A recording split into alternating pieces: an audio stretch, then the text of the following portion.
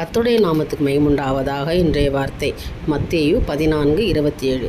உடனே இயேசு அவர்களோடே பேசி, திடன் கொள்ளுங்கள், நான் தான், பயப்படாதிருங்கள் என்றார். எனக்கு அருமையானவர்களே, இந்த நாளிலே ஜாமத்திலே இயேசு கடல் மேல் நடந்து வருகிறதை அவர்கள் அனைவரும் பார்த்து பயந்து நடுங்கினார்கள். ஆண்டவர் சொல்கிறாரு, திடன் கொள்ளுங்க, ஏன் பயப்படுறீங்க, நான் தான், உங்களோடு இருக்கிறவர் நான் தான். யார் நம்ம கூட இருக்கிறாங்கன்னு தெரியும். அநேக நேரங்களில் பயம் நிறைய பேருக்கு, தனிமையாக இருக்க பயம் இல்லையா, வீட்டுக்குள்ளே தனிமையாக இருக்கிற பயம். ஆண்டவர் சொல்கிறாரு, பயத்தை எடுத்து போடும் மகளே, நான் உன்னோடு இருக்கிறேன், உங்கள் நடுவிலே நான் வாசம் பண்ணுவேன், நான் கரம்பிடித்து நடத்த முடியாதான், நான் திடன் கொள்ளுங்கள், நீங்கள் திடன் கொள்ளுங்கள், பயப்படாதிருங்கள் என்று இன்றைக்கி உங்களை பார்த்து சொல்கிறார். பயப்படாத மகளை, எந்த காரியத்தை குறித்தும் பயப்படாத, கடல் மேல் நடந்த தேவன் உங்களோடு இருக்கிறார்.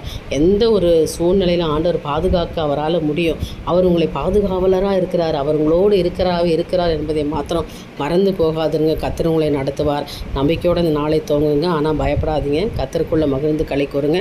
கர்த்தர் உங்களை நடத்துவாராக. தேவனுக்கே மகிமை உண்டாகட்டும். ஆமென்.